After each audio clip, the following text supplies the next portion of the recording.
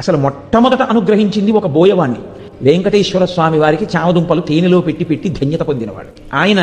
ఒక రోజున చామదుంపలన్నిటినీ ఉడికించి మెత్తగా అయిపోయాయని చూసి తేనె పట్టుకొచ్చి దోణిలో పోయివే పట్టుకెడతాను వెంకటేశ్వరుడికి అన్నాడు. ఆవిడ చూసింది తేనె అయిపోయిందని భార్య. ఆయన అన్నాడు, రా మన ఇద్దరం వెళ్ళి తేనె పట్టుకొద్దాం. పట్టి కొడుకుని పిలిచి అన్నాడు, రే నువ్వు ఈ చామదుంపలు జాగ్రత్తగా చూస్తుండు, నేను అమ్మ వెళ్ళి తేనె పట్టుకొస్తాను. అలాగే నాన్నగారండి అన్నాడు. వాడు కూర్చున్నాడు.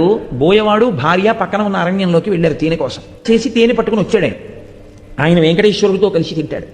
అందుకని ఆ తేనె పట్టుకుని వచ్చే లోపల ఈ పిల్లవాడికి ఆకలేసింది.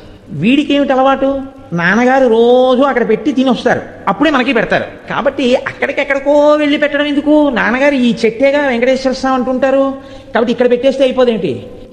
ఈ పిల్లవాడు నమ్మాడు, ఉన్నాడు అక్కడ ఈశ్వరుడని. తినేశాడు చెట్టు రూపంలో ఈశ్వరుడు. తినేస్తే తండ్రి వచ్చాడు, వీడు మిగిలినవి తినేశాడు.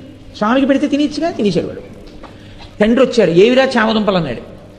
నాన్నగారండి ఈ చెట్టులోనేగా స్వామి ఉన్నారన్నారు, మీరు రమ్మన్నాను, ఆకలేసేస్తోంది స్వామి, ఉండలేను నాన్నగారు వచ్చే వరకు, నేను తినాలంటే మీకు పెడితే కానీ తినద్దంటారు కదా నాన్నగారు, మీరు వస్తే నా స్వామి మీరు తినేద్దరు కానీ నేను తినేస్తాను, రండి స్వామి అని అడిగాను. వచ్చారు, పెట్టాను, తినేశారు.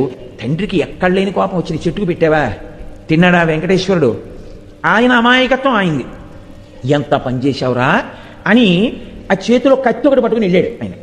ఆ కోపంలో ఒళ్ళు తెలియకుండా ఆ కత్తి ఎత్తి పిల్లాన్ని కొట్టబోయాడు.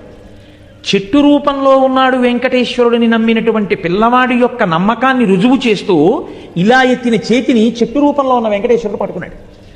ఎవరు పట్టుకున్నారు చెయ్యని వెనక్కి తిరిగి చూశాడు. చతుర్భుజుడైనటువంటి స్వామి పట్టుకున్నారు అతని చేతిని. ఆయన చూసి